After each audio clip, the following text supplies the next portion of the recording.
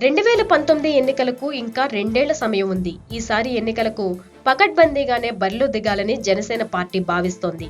అయితే 2019లో పవన్ ఎక్కడి నుంచి బరిలో దిగుతారు అన్న విషయం ఆసక్తి రేపుతుంది. ఇందుకు 2-3 చోట్లు అనుకూలంగా కనిపిస్తున్నాయి. పవన్ సోదరుడు చిరంజీవి గతంలో ప్రజారాజ్యం పార్టీ పెట్టినప్పుడు సొంత జిల్లా పశ్చిమ గోదావరితో పాటు తిరుపతిలోనూ పోటీ చేశారు. అనూహ్యంగా సొంత జిల్లాలో ఓటమి పాలయ్యారు. తిరుపతిలో గెలవడం ద్వారా పరువు కాపాడుకున్నారు. ఇప్పుడు పవన్ కూడా సొంత జిల్లాపైనే ఎక్కువ దృష్టి సారించినట్లు తెలుస్తోంది. పవన్ పోటీకి పరిశీలిస్తున్న జాబితాలో ప్రథమంగా ఏలూరు, తాడేపల్లిగూడెం నియోజకవర్గాలు ఉన్నట్లు సమాచారం.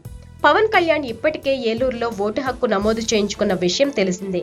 కాబట్టి అక్కడి నుంచే పోటీ చేసే అవకాశం కనిపిస్తోంది. కాపులు మెజారిటీగా ఉన్న ఈ 2 ప్రాంతాలు సేఫ్ ప్లేసులుగా జనసేనాని వ్యూహకర్తలు భావిస్తున్నారు. అయితే అన్నయ్య అనుభవాన్ని దృష్టిలో ఉంచుకుని కేవలం గోదావరి జిల్లాల్లోనే కాకుండా వేరే ప్రాంతంలోనూ పోటీ చేసే ఆలోచన కూడా ఉన్నట్లు తెలుస్తోంది. ప్రస్తుతం తాడేపల్లిగూడెం నుంచి మంత్రి మాణిక్యాలరావు 2014లో గెలిచారు.